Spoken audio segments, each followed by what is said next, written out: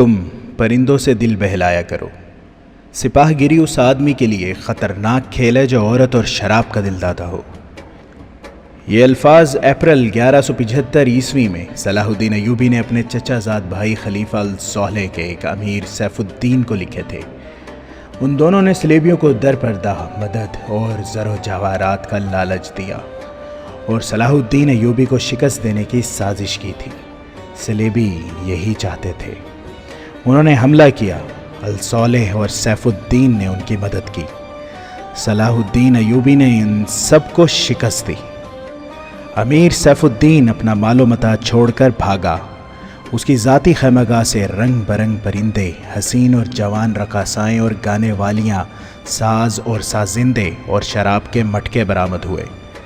صلاح الدین ایوبی نے پرندوں کو، ناچنے گانے والیوں کو اور ان کے سازندوں کو رہا کر دیا اور امیر سیف الدین کو اس مضمون کا خط لکھا: تم دونوں نے کفار کی پشت پناہی کر کے ان کے ہاتھوں میرا نام و نشان مٹانے کی ناپاک کوشش کی، مگر یہ نہ سوچا کہ تمہاری یہ سازش عالم اسلام کا بھی نام و نشان مٹا سکتی ہے۔ تم اگر مجھ سے حسد کرتے تھے تو مجھے قتل کرا دیا ہوتا۔ تم مجھ پر 2 قاتلانہ حملے کرا چکے ہو، دونوں ناکام رہے۔ اب ایک اور کوشش کر کے دیکھو، ہو سکتا ہے کامیاب ہو جاؤ۔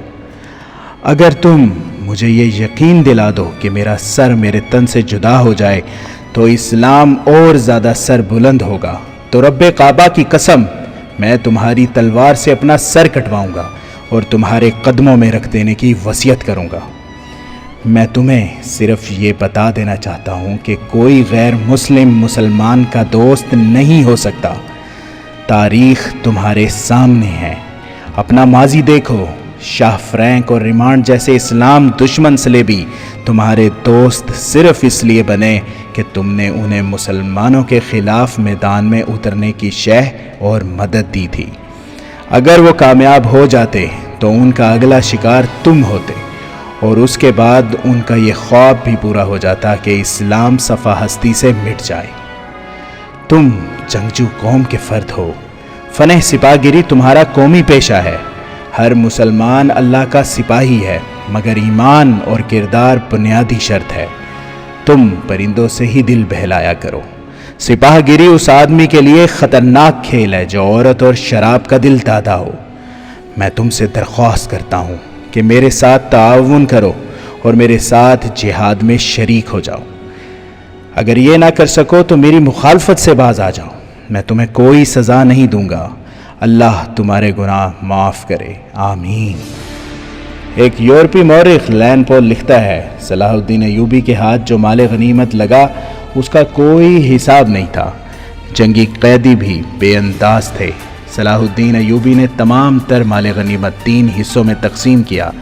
ایک حصہ جنگی قیدیوں میں تقسیم کر کے انہیں رہا کر دیا، دوسرا حصہ اپنی سپاہ اور غریبوں میں تقسیم کیا، اور تیسرا حصہ مدرسے نظام الملک کو دے دیا۔ اس نے اسی مدرسے سے تعلیم حاصل کی تھی، نہ خود کچھ رکھا نہ اپنے کسی جرنیل کو کچھ دیا۔ اس کا نتیجہ یہ ہوا کہ جنگی قیدی جن میں بہت سے مسلمان تھے اور باقی غیر مسلم رہا ہو کر صلاح الدین ایوبی کے کیمپ میں جمع ہو گئے اور اس کی اطاعت قبول کر کے اپنی خدمات اس کی فوج کے لیے پیش کر دیں۔ ایوبی کی کشادہ ظرفی اور عظمت دور دور تک مشہور ہو گئی۔ اس سے پہلے حسن بن صبا کے پراسرار فرقے فدائی، جنہیں یورپی مورخوں نے قاتلوں کا گروہ لکھا ہے، صلاح الدین ایوبی پر 2 بار قاتلانہ حملے کر چکے تھے، لیکن خدائے ذوالجلال کو اپنے اس عظیم مرد مجاہد سے بہت کام لینا تھا۔ دونوں بار ایک معجزہ ہوا کہ اسلام کا یہ محافظ بال بال بچ گیا۔ اس پر تیسرا قاتلانہ حملہ اس وقت ہوا جب وہ اپنے مسلمان بھائیوں اور سلیبیوں کی سازش کی چٹان کو شمشیر سے ریزہ ریزہ کر چکا تھا۔ امیر سیف الدین میدان سے بھاگ گیا تھا، مگر وہ صلاح الدین ایوبی کے خلاف حسد اور کینے سے باز نہ آیا۔ اس نے حسن بن صبا کے قاتل فرقے کی مدد حاصل کی۔ یہ فرقہ ایک مدت سے اسلام کی آستین میں سانپ کی طرح پل رہا تھا۔ اس کا تفصیلی تعارف بہت ہی طویل ہے۔ مختصراً یہ کہ جس طرح زمین سورج سے الگ ہو کر گناہوں کا گہوارہ بن گئی ہے، اسی طرح حسن بن صبا نام کے ایک آدمی نے اسلام سے الگ ہو کر نبیوں اور پیغمبروں والی عظمت حاصل کرنے کا منصوبہ بنایا۔ وہ اپنے آپ کو مسلمان ہی کہلاتا رہا اور ایسا گروہ بنا لیا جو طلسماتی طریقوں سے لوگوں کو اپنا پیروکار بناتا تھا۔ اس مقصد کے لیے اس گروہ نے نہایت حسین لڑکیاں، نشہ آور جڑی بوٹیاں، ہپنوٹزم اور چرب زبانی جیسے طریقے اختیار کیے۔ بہشت بنائی جس میں جا کر پتھر بھی موم ہو جاتے تھے۔ اپنے مخالفین کو ختم کرنے کے لیے قاتلوں کا ایک گروہ تیار کیا۔ قتل کے طریقے خفیہ اور پراسرار ہوتے تھے۔ اس فرقے کے افراد اس قدر چالاک، ذہین اور نڈر تھے کہ بھیس اور زبان بدل کر بڑے بڑے جرنیلوں کے باڈی گارڈ تک بن جاتے تھے، اور جب کوئی پراسرار طریقے سے قتل ہو جاتا تھا تو قاتلوں کا سراغ نہیں ملتا تھا۔ کچھ عرصے بعد یہ فرقہ قاتلوں کا گروہ کے نام سے مشہور ہو گیا۔ یہ لوگ سیاسی قتل کے ماہر تھے، زہر بھی استعمال کرتے تھے جو حسین لڑکیوں کے ہاتھوں شراب میں دیا جاتا تھا۔ بہت مدت تک یہ فرقہ اسی مقصد کے لیے استعمال ہوتا رہا۔ اس کے پیروکار فدائی کہلاتے تھے۔ صلاح الدین ایوبی کو نہ حسین لڑکیوں سے دھوکہ دیا جا سکتا تھا، نہ شراب سے۔ وہ ان دونوں سے نفرت کرتا تھا۔ اسے قتل کرنے کا یہی ایک طریقہ تھا کہ اس پر قاتلانہ حملہ کیا جائے۔ اس کے محافظوں کی موجودگی میں اس پر حملہ نہیں کیا جا سکتا تھا۔ 2 حملے ناکام ہو چکے تھے۔ اب جبکہ صلاح الدین ایوبی کو یہ توقع تھی کہ اس کا چچا زاد بھائی الصالح اور امیر سیف الدین شکست کھا کر توبہ کر چکے ہوں گے، انہوں نے انتقام کی ایک اور زیر زمین کوشش کی۔ صلاح الدین ایوبی نے اس فتح کا جشن منانے کے بجائے حملے جاری رکھے اور 3 قصبوں کو قبضے میں لے لیا۔ ان میں غازہ کا مشہور قصبہ بھی تھا۔ اسی قصبے کے گرد و نواح میں ایک روز صلاح الدین ایوبی امیر جاول اسدی کے خیمے میں دوپہر کے وقت غنودگی کے عالم میں سستا رہا تھا۔ اس نے اپنی وہ پگڑی نہیں اتاری تھی جو میدان جنگ میں اس کے سر کو صحرا کے سورج اور دشمن کی تلوار سے محفوظ رکھتی تھی۔ خیمے کے باہر اس کے محافظوں کا دستہ موجود اور چوکس تھا۔ باڈی گارڈز کے اس دستے کا کمانڈر ذرا سی دیر کے لیے وہاں سے چلا گیا۔ ایک محافظ نے صلاح الدین ایوبی کے خیمے کے گرے ہوئے پردوں میں سے جھانکا۔ اسلام کی عظمت کے پاسبان کی آنکھیں بند تھیں۔ وہ پیٹھ کے بل لیٹا ہوا تھا۔ اس محافظ نے باڈی گارڈز کی طرف دیکھا۔ ان میں سے 3-4 باڈی گارڈز نے اس کی طرف دیکھا۔ محافظ نے اپنی آنکھیں بند کر کے کھولی۔ 3-4 محافظ اٹھے اور دوسروں کو باتوں میں لگا لیا۔ محافظ خیمے میں چلا گیا، کمر بند سے خنجر نکالا، دبے پاؤں چلا اور پھر چیتے کی طرح سوئے ہوئے صلاح الدین ایوبی پر جست لگائی۔ خنجر والا ہاتھ اوپر اٹھا۔ عین اس وقت صلاح الدین ایوبی نے کروٹ بدل لی۔ یہ نہیں بتایا جا سکتا کہ محافظ خنجر کہاں مارنا چاہتا تھا، دل میں یا سینے میں، مگر ہوا یوں کہ خنجر صلاح الدین ایوبی کی پگڑی کے بالائی حصے میں اتر گیا اور سر سے بال برابر دور رہا۔ پگڑی سر سے اتر گئی۔ صلاح الدین ایوبی بجلی کی تیزی سے اٹھا۔ اسے یہ سمجھنے میں دیر نہ لگی کہ یہ سب کیا ہے۔ اس پر اس سے پہلے ایسے 2 حملے ہو چکے تھے۔ اس نے اس پر بھی حیرت کا اظہار نہ کیا کہ حملہ آور اس کے اپنے باڈی گارڈز کے لباس میں تھا، جسے اس نے خود اپنے باڈی گارڈز کے لیے منتخب کیا تھا۔ اس نے ایک سانس جتنا عرصہ بھی ضائع نہ کیا۔ حملہ آور اس کی پگڑی سے خنجر کھینچ رہا تھا۔ ایوبی سر سے ننگا تھا۔ اس نے حملہ آور کی ٹھوڑی پر پوری طاقت سے گھونسا مارا۔ ہڈی ٹوٹنے کی آواز سنائی دی۔ حملہ آور کا جبڑا ٹوٹ گیا تھا۔ وہ پیچھے کو گرا اور اس کے منہ سے ہیبت ناک آواز نکلی۔ اس کا خنجر صلاح الدین ایوبی کی پگڑی میں رہ گیا تھا۔ ایوبی نے اپنا خنجر نکال لیا۔ اتنے میں 2 محافظ دوڑتے ہوئے اندر آئے۔ ان کے ہاتھوں میں تلواریں تھیں۔ صلاح الدین ایوبی نے انہیں کہا کہ اسے زندہ پکڑ لو، مگر یہ دونوں محافظ صلاح الدین ایوبی پر ٹوٹ پڑے۔ صلاح الدین ایوبی نے ایک خنجر سے 2 تلواروں کا مقابلہ کیا۔ یہ مقابلہ 1-2 منٹ کا تھا کیونکہ تمام باڈی گارڈز اندر آ گئے تھے۔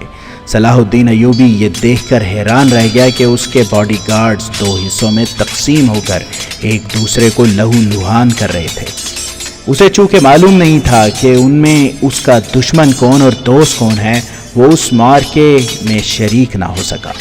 کچھ دیر بعد جب باڈی گارڈز میں سے چند ایک مارے گئے، کچھ بھاگ گئے اور بعض زخمی ہو کر بے حال ہو گئے، تو انکشاف ہوا کہ اس دستے میں جو صلاح الدین ایوبی کی حفاظت پر مامور تھا، 7 محافظ فدائی تھے جو صلاح الدین ایوبی کو قتل کرنا چاہتے تھے۔ انہوں نے اس کام کے لیے صرف ایک فدائی خیمے میں بھیجا تھا۔ اندر صورتحال بدل گئی، چنانچہ باقی بھی اندر چلے گئے، اصل محافظ بھی اندر گئے۔ وہ صورتحال سمجھ گئے اور صلاح الدین ایوبی بچ گیا۔ اس نے اپنے پہلے حملہ آور کی شہرک پر تلوار کی نوک رکھ کر پوچھا کہ وہ کون ہے اور اسے کس نے بھیجا ہے۔ سچ بولنے کے بدلے صلاح الدین ایوبی نے اسے جان بخشی کا وعدہ دیا۔ اس نے بتا دیا کہ وہ فدائی ہے اور اسے گمشتگین نے اس کام کے لیے بھیجا تھا۔ گمشتگین الصالح کے ایک قلعے کا گورنر تھا۔ اصل کہانی سنانے سے پہلے یہ ضروری معلوم ہوتا ہے کہ ان واقعات سے پہلے کے دور کو دیکھا جائے۔ صلاح الدین ایوبی کے نام، اس کی عظمت اور تاریخ اسلام میں اس کے مقام اور کارناموں سے کون واقف نہیں؟ ملت اسلامیہ تو اسے بھول ہی نہیں سکتی، مسیحی دنیا بھی اسے ہمیشہ یاد رکھے گی۔ لہٰذا یہ ضروری معلوم نہیں ہوتا کہ صلاح الدین ایوبی کا شجرہ نسب تفصیل سے بیان کیا جائے۔ ہم جو کہانی سنانے لگے ہیں وہ اس نوعیت کی ہے جس کی وسعت کے لیے تاریخ کا دامن تنگ ہوتا ہے۔ یہ تفصیلات و وقائع و نگاروں اور قالم کاروں کی ریکارڈ کی ہوئی ہوتی ہیں، کچھ سینہ بسینہ اگلی نسلوں تک پہنچتی ہیں۔ تاریخ کے دامن میں صلاح الدین ایوبی کے صرف کارنامے محفوظ کیے گئے ہیں۔ ان سازشوں کا ذکر بہت کم آیا ہے جو اپنوں نے اس کے خلاف کی اور اس کی بڑھتی ہوئی شہرت اور عظمت کو داغدار کرنے کے لیے اسے ایسی لڑکیوں کے جال میں پھانسنے کی بار بار کوشش کی گئی جن کے حسن میں طلسماتی اثر تھا۔ تاریخ اسلام کا یہ حقیقی ڈرامہ 23 مارچ سن 1149 کے روز سے شروع ہوتا ہے جب صلاح الدین ایوبی کو مصر کا وائسرائے اور فوج کا کمانڈر ان چیف بنایا گیا۔ اسے اتنا بڑا رتبہ ایک تو اس لیے دیا گیا کہ وہ حکمران خاندان کا نونہال تھا، اور دوسرا اس لیے کہ اوائل عمر میں ہی وہ فن حرب و ضرب کا ماہر ہو گیا تھا۔ سپاہ گیری ورثے میں پائی تھی۔ اس کے ذہن میں حکمرانی معنی بادشاہی نہیں، اسلام کی پاسبانی اور قوم کی عظمت اور فلاح و بہبود تھی۔ اس کا جب شعور بیدار ہوا تو پہلی خلش یہ محسوس کی کہ مسلمان حکمرانوں میں نہ صرف یہ کہ اتحاد نہیں بلکہ وہ ایک دوسرے کی مدد سے بھی گریز کرتے ہیں۔ وہ عیاش ہو گئے ہیں۔ شراب اور عورت نے جہاں ان کی زندگی رنگین بنا رکھی تھی، وہاں عالم اسلام اور خدا کے اس عظیم مذہب کا مستقبل تاریک ہو گیا تھا۔ ان امیروں، ان وزیروں اور ان کے مشیروں کے حرم غیر مسلم لڑکیوں سے بھرے ہوئے تھے۔ زیادہ تر لڑکیاں یہودی اور عیسائی تھیں جنہیں خاص تربیت دے کر ان حرموں میں داخل کیا گیا تھا۔ غیر معمولی حسن اور اداکاری میں کمال رکھنے والی یہ لڑکیاں مسلمان حکمرانوں اور سربراہوں کے کردار اور قومی جذبے کو دیمک کی طرح کھا رہی تھیں۔ اس کا نتیجہ یہ تھا کہ صلیبی، جن میں فرنگی خاص طور پر قابل ذکر ہیں، مسلمانوں کی سلطنتوں کے ٹکڑے ہڑپ کرتے چلے جا رہے تھے، اور بعض مسلم حکمران شاہ فرینک کو سالانہ ٹیکس یا جزیہ ادا کر رہے تھے جس کی حیثیت غنڈہ ٹیکس کی سی تھی۔ صلیبی اپنی جنگی قوت کے رعب سے اور چھوٹے موٹے حملوں سے حکمرانوں کو ڈراتے رہتے، کچھ علاقے پر قبضہ کر لیتے، تاوان اور ٹیکس وصول کرتے تھے۔ ان کا مقصد یہ تھا کہ آہستہ آہستہ دنیا اسلام کو ہڑپ کر لیا جائے۔ مسلمان حکمران اپنی رعایا کو خون چوس کر ٹیکس دیتے رہتے تھے۔ ان کا مقصد یہ تھا کہ انہیں عیش و عشرت میں پریشان نہ کیا جائے۔ فرقہ پرستی کے بیج بھی بو دیے گئے تھے۔ ان میں سب سے زیادہ خطرناک فرقہ حسن بن صبا کا تھا، جو صلاح الدین ایوبی کی جوانی سے 1 صدی پہلے معرض وجود میں آیا تھا۔ یہ مفاد پرستوں کا فرقہ تھا، بے حد خطرناک اور پراسرار۔ یہ لوگ اپنے آپ کو فدائی کہتے تھے، جو بعد میں حشیشین کے نام سے مشہور ہوئے، کیونکہ وہ حشیش نام کی ایک نشہ آور شے سے دوسرے کو اپنے جال میں پھانستے تھے۔ صلاح الدین ایوبی نے مدرسہ نظام الملک میں تعلیم حاصل کی۔ یاد رہے کہ نظام الملک دنیا اسلام کی ایک سلطنت کے وزیر تھے۔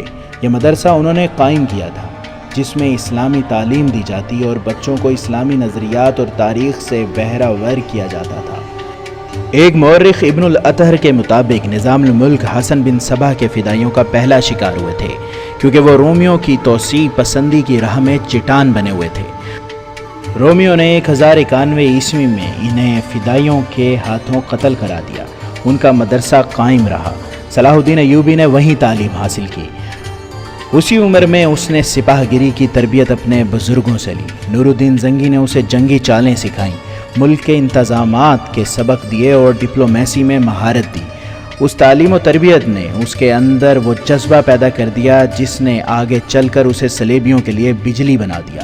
اوائل جوانی میں ہی اس نے وہ ذہانت اور اہلیت حاصل کر لی تھی جو ایک سالار اعظم کے لیے ضروری ہوتی ہے۔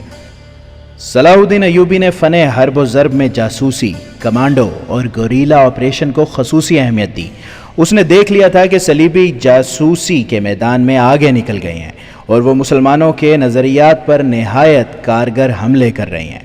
صلاح الدین ایوبی نظریات کے محاذ پر لڑنا چاہتا تھا جس میں تلوار استعمال نہیں ہوتی۔ اس کہانی میں آگے چل کر آپ دیکھیں گے کہ اس کی تلوار کا وار تو گہرا ہوتا ہی تھا، اس کی محبت کا وار اس سے کہیں زیادہ مار کرتا تھا۔ اس کے لیے تحمل اور بردباری کی ضرورت ہوتی ہے جو اس نے اوائل عمر میں ہی اپنے آپ میں پیدا کر لی تھی۔ اسے جب مصر کا وائسرائے اور کمانڈر ان چیف بنا کر مصر بھیجا گیا تو ان سینئر افسروں نے ہنگامہ برپا کر دیا جو اس عہدے کی آس لگائے بیٹھے تھے۔ ان کی نگاہ میں صلاح الدین ایوبی ابھی طفل مکتب تھا، مگر اس طفل مکتب نے جب ان کا سامنا کیا، اس کی باتیں سنی تو ان کا احتجاج سرد پڑ گیا۔ مورخ لین پول کے مطابق صلاح الدین ایوبی ڈسپلن کا بڑا ہی سخت ثابت ہوا۔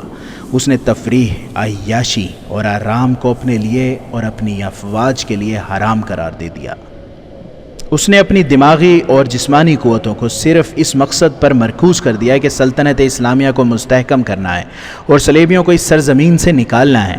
فلسطین پر وہ ہر قیمت پر قبضہ کرنا چاہتا تھا۔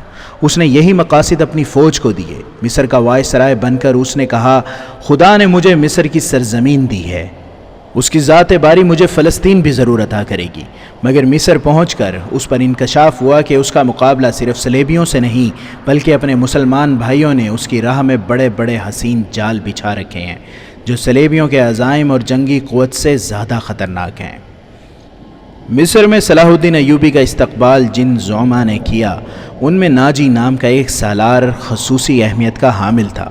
صلاح الدین ایوبی نے سب کو سر سے پاؤں تک دیکھا۔ اس کے ہونٹوں پر مسکراہٹ اور زبان پر پیار و محبت کی چاشنی تھی۔ بعض پرانے افسروں نے ایسی نگاہوں سے دیکھا جن میں طنز تھی اور تمسخر بھی تھا۔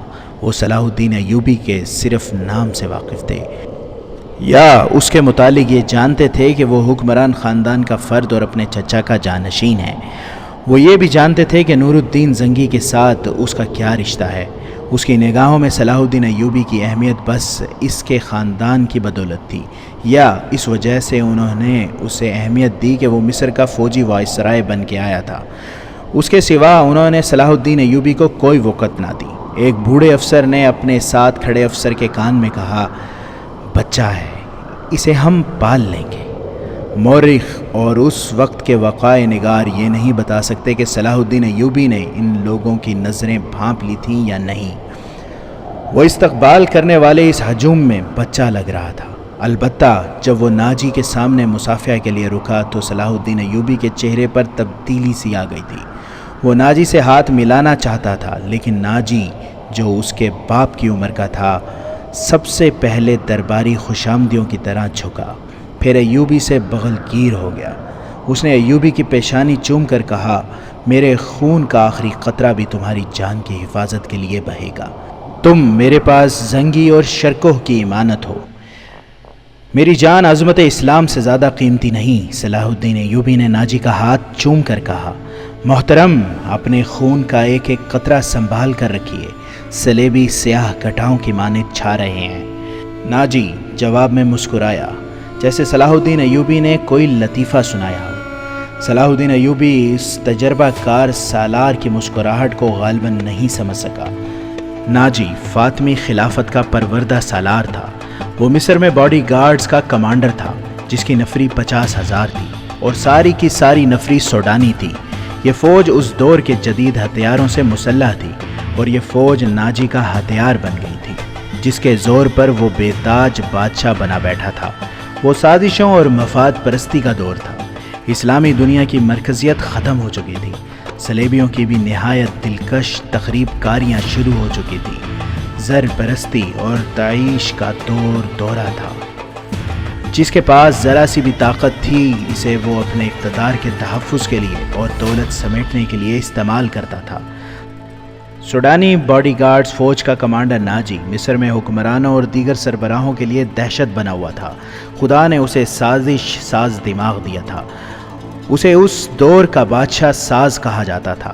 بنانے اور بگاڑنے کی خصوصی مہارت رکھتا تھا۔ اس نے صلاح الدین ایوبی کو دیکھا تو اس کے چہرے پر بالکل اسی طرح مسکراہٹ آ گئی جس طرح کمزور سی بھیڑ کو دیکھ کر بھیڑیے کے دانت نکل آتے ہیں۔ ایوبی زہر خند کو نہ سمجھ سکا۔ اس کے لیے سب سے زیادہ اہم آدمی ناجی ہی تھا، کیونکہ وہ 50,000 باڈی گارڈز کا کمانڈر تھا اور صلاح الدین ایوبی کو اس فوج کی ضرورت تھی۔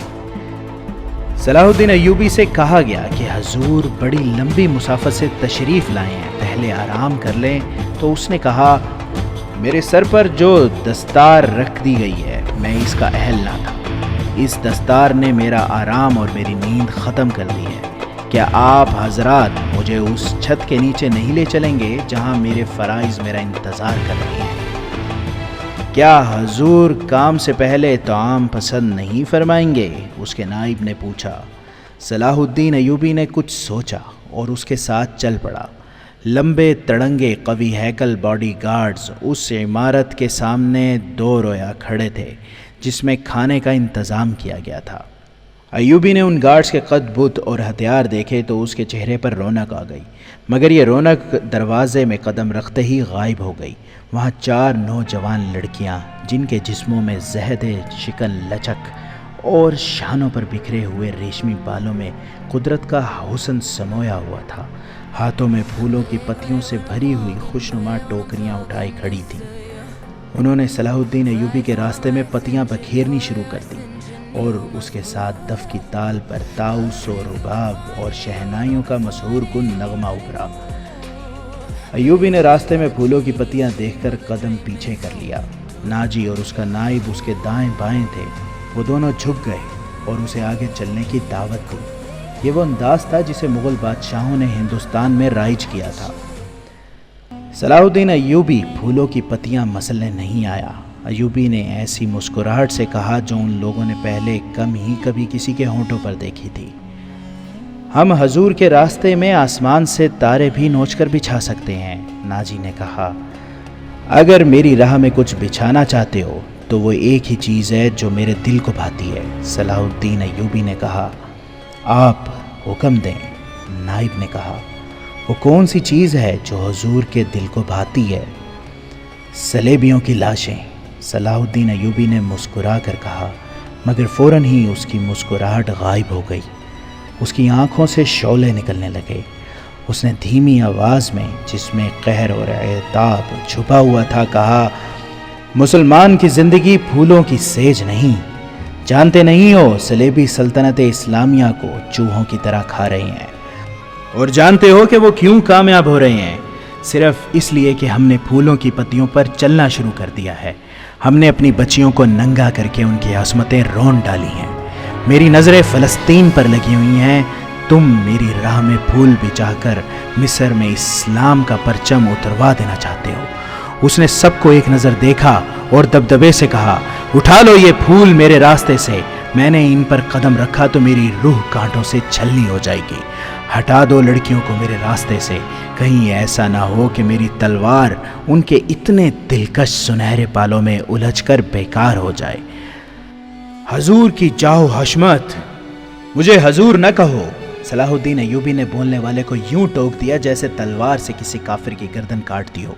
اس نے کہا، حضور وہ تھے جن کا تم کلمہ پڑھتے ہو اور جن کا میں غلام بے دام ہوں۔ میری جان فدا ہو اس حضور صلی اللہ علیہ وآلہ وسلم پر جن کے مقدس پیغام کو میں نے سینے پر کندہ کر رکھا ہے۔ میں یہی پیغام لے کر مصر آیا ہوں۔ صلیبی مجھ سے یہ پیغام چھین کر بحیرہ روم میں ڈبو دینا چاہتے ہیں، شراب میں غرق کر دینا چاہتے ہیں۔ میں بادشاہ بن کے نہیں آیا۔ لڑکیاں کسی کے اشارے پر پھولوں کی پتیاں سمیٹ کر وہاں سے ہٹ گئی تھیں۔ صلاح الدین ایوبی تیزی سے دروازے کے اندر چلا گیا۔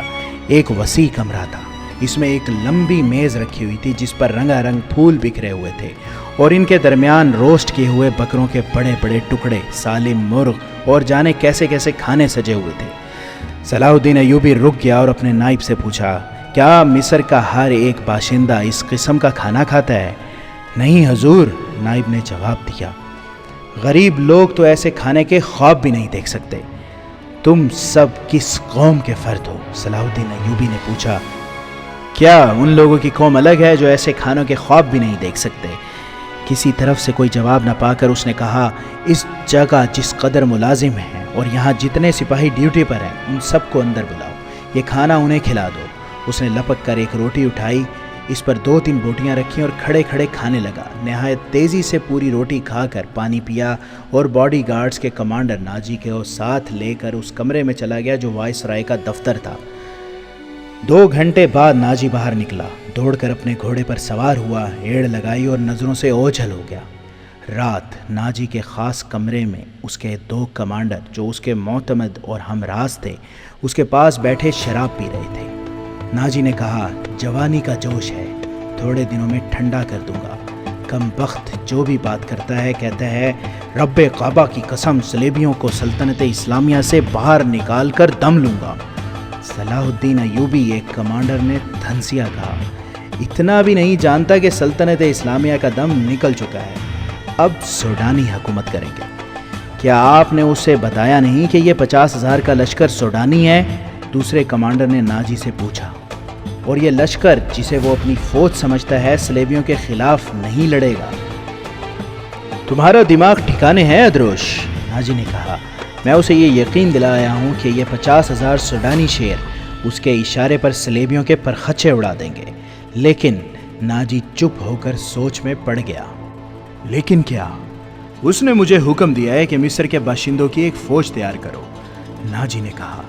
اس نے کہا ہے کہ ایک ہی ملک کی فوج مناسب نہیں ہوتی، وہ مصر کے لوگوں کو بھرتی کر کے ہماری فوج میں شامل کرنا چاہتا ہے۔